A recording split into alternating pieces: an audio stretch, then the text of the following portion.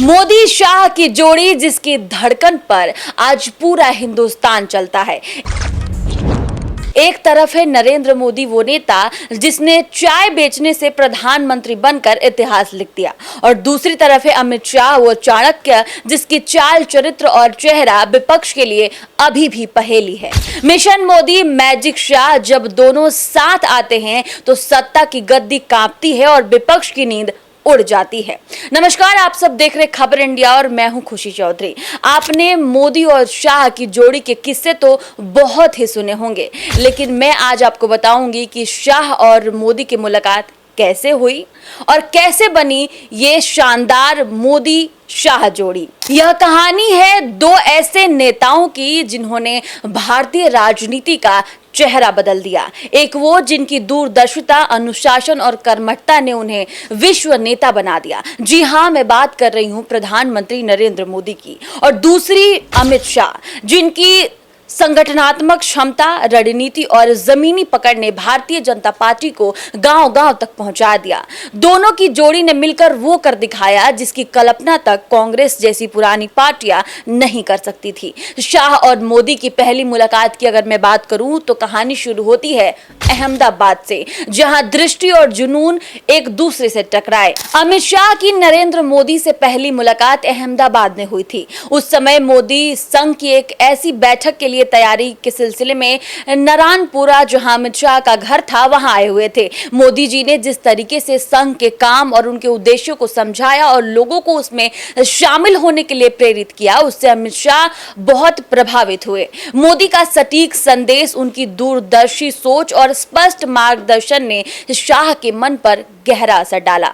एक छोटे शहर में करीब 1000 से 1200 युवाओं के लिए जिस बारीकी और सटीक तरीके से कार्यक्रम आयोजित किया गया था, वो अमित शाह को बेहद प्रभावशाली लगा।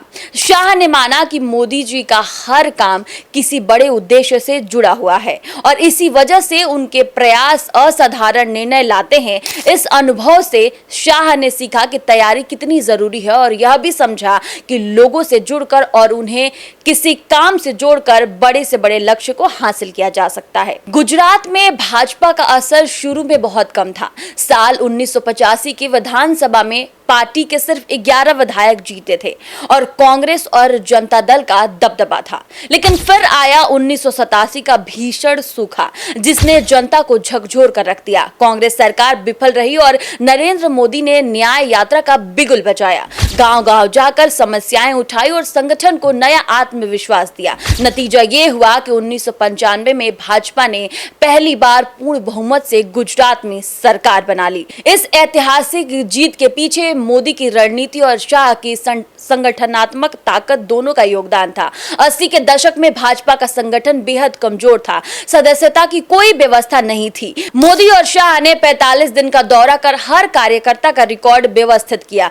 अमित शाह ने बूथ स्तर पर काम शुरू कराया, मंडल और जिला समितियों को मजबूत किया। यही वो नींव थी जिसने भाजपा को गुजरात में मजबूत आधार दिया और आगे चलकर राष्ट्रीय राजनीति में भी खड़ा किया।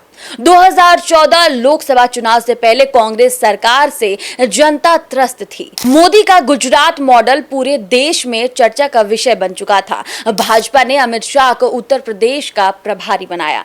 शाह ने गांव-गांव, मोहल्ला-मोहल्ला घूमकर संगठन खड़ा किया। उनका लक्ष्य पूरा साफ था, मोदी की लोकप्रियता को वोटों में बदलना। नतीजा ये हुआ कि यूपी की 80 सीटों में से 71 सीटें भाजपा ने जीत ली। यह किसी चमत्कार से कम नहीं था। यहीं से लोगों ने तय कर लिया कि मोदी शाह की जोड़ी भारतीय राजनीति का सबसे मजबूत स्तंभ बनने जा रही है। शाह और मोदी के ऐतिहासिक उपलब्धियों की अगर मैं बात करूं तो अनुच्छेद 370 का अंत हुआ। जिस सपने के लिए श्यामा प्रसाद मुखर्जी ने बलिदान दिया था, उसे मोदी सरकार ने 2019 में पूरा करके दिखाया। जम्मू कश्मीर से अनुच्छेद 370 हटाकर दुनिया को यह संदेश दिया कि कश्मीर भारत का अभिन्न हिस्सा है। यह फैसला फैसला सिर्फ कानूनी नहीं था बल्कि आतंकवाद और अगलावाद को सीधी चुनौती थी। कोविड-19 का प्रबंधन जब पूरी दुनिया कोरोना से जूझ रही थी, तब भारत ने मोदी के नेतृत्व में सबसे बड़ी वैक्सीन ड्राइव चलाकर 140 करोड़ लोगों को सुरक्षा कवच दिया।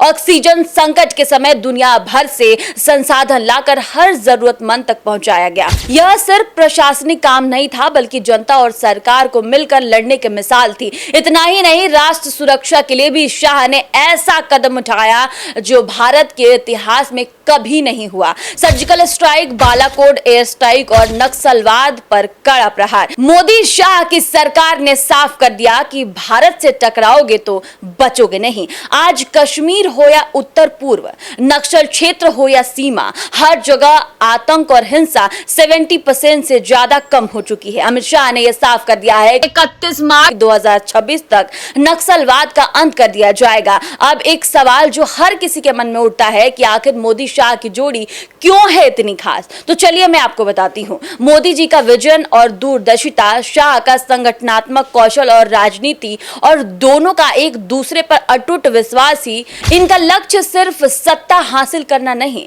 बल्कि राष्ट्र का उत्थान करना है। इनकी जोड़ी ने भाजपा को मात्र एक पार्टी से निकालकर दुनिया की सबसे राजनीतिक पार्टी बना दिया। आज भारत की जनता भरोसा करती है कि जब तक मोदी शाह की जोड़ी साथ है, भारत की सीमाएं सुरक्षित है, जनता का भविष्य सुरक्षित है और भारत का स्वाभिमान हमेशा ऊंचा रहेगा। यह कहानी सिर्फ दो नेताओं की नहीं बल्कि नए भारत की गाथा है, जहां हर कदम पर संदेश साफ है, पहले देश है, बाकी सब बाद में। जय हिंद, जय भारत।